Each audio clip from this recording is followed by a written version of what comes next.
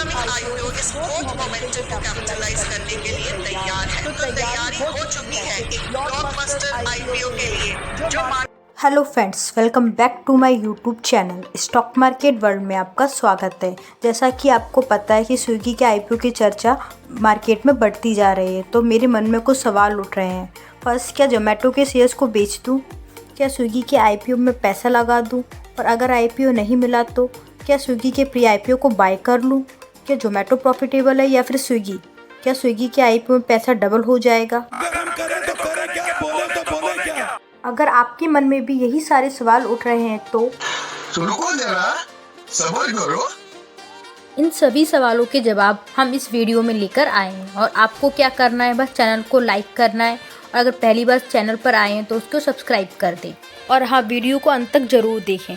तो चलिए फिर वीडियो को स्टार्ट करते हैं। सबसे पहले हम जोमेटो और स्विगी के फंडामेंटल्स देखेंगे और फिर उनको कंपेयर करेंगे।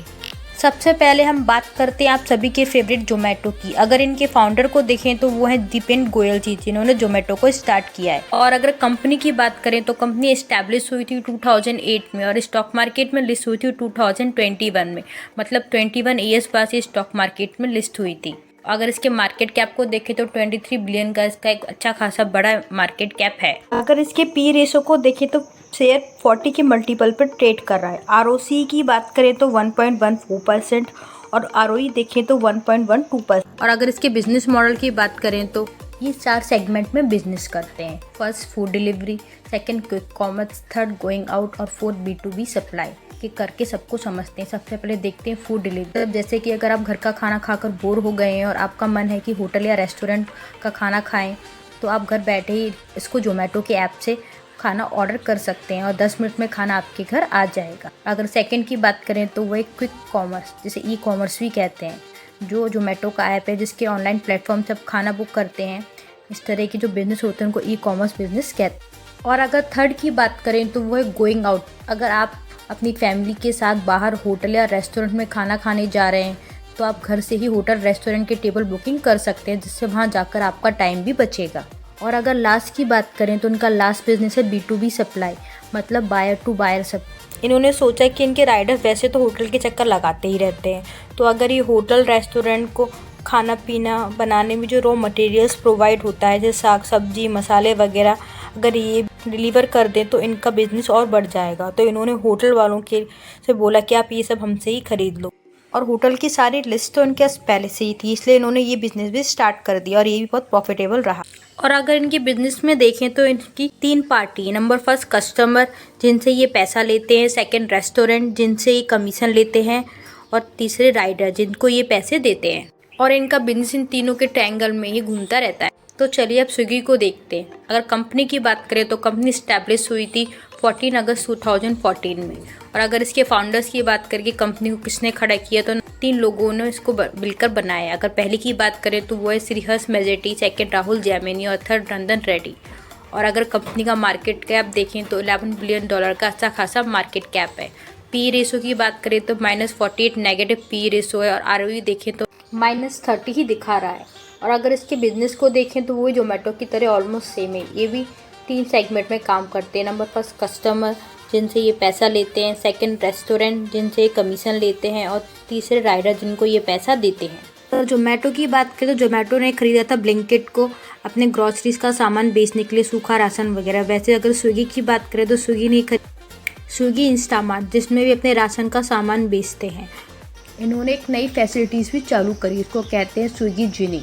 ये बड़ी बड़ी सिटीज़ में है, आपको ऐप में दिख जाएगी। अगर आप ऑफिस जाते हैं और घर में किसी सामान को भूल जाते, पेन ड्राइव या छोटी मोटा पे डॉक्यूमेंट भूल जाते हैं, तो उसको इस ऐप से ऑर्डर करके मंगवा सकते हैं। छोटे मोटे कोरियर का काम भी स्विगी ने स्टार्ट कर दिया। तो चलिए अब इन दोनों को कंपेयर करते हैं, स्विगी वर्सेस जोमेटो। अगर मार्केट कैप की बात करें तो जोमेटो 23 बिलियन का इसका मार्केट कैप है। स्विगी की बात करें तो 11 बिलियन है।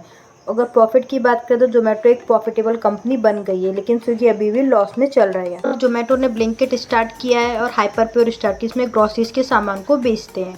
अगर स्विगी की बात करें तो इंस्टामार्ट स्टार्ट किया, जिसमें वे ग्रोसरी के सामान को बेचते हैं, और स्विगी गो और स्विगी जिनसे ऐप स्टार्ट किए। और अगर इनके वैल्यूएशन को देखें तो जोमेटो हाई वैल्यूएशन पे ट्रेड कर रहा है, जबकि स्विगी के वैल्यूएशन अट्रैक्टिव है। और अगर फिफ्थ लास्ट पॉइंट देखें तो जोमेटो शेयर मार्केट में लिस्टेड है, बल्कि स्विगी अभी तक शेयर मार्केट में लिस्ट नहीं है।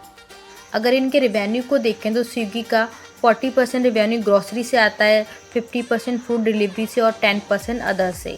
और अगर आप स्विगी को आईपीओ आने से पहले बाय करना चाहते हैं तो आप इसे इनक्रेड मनी नाम की ऐप से बाय कर सकते हैं, जहां सारे अनलिस्टेड शेयर ट्रेड होते हैं। और आप इसे वहां आईपीओ के लिस्टिंग डेट से 6 महीने तक नहीं बेच सकते, क्योंकि इसे स्कैम माना जाता है। और अगर आपको इनक्रेड मनी साइट की डिटेल में नॉलेज चाहिए तो आप कमेंट बॉक्स में लिखकर बता सकते हैं, हम उस पर भी अलग से वीडियो बना दें।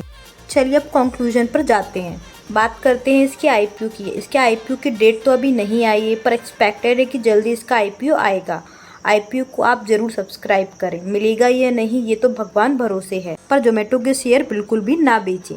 लेकिन पैसा ज़रूर लिस्टिंग गेन में डबल हो सकता है, क्योंकि अगर इसके बिजनेस को देखें तो आप देख सकते हैं कि तीसरा कोई मार्केट प्लेयर इस कंपटीशन में है ही नहीं। अगर आप ऑर्डर प्लेस करना हो तो 2 ही ऑप्शन है, फर्स्ट जोमेटो और दूसरा स्विगी, तीसरा कोई ऑप्शन है ही नहीं, तो प्रॉफिट होने की संभावना सबसे ज़्यादा है।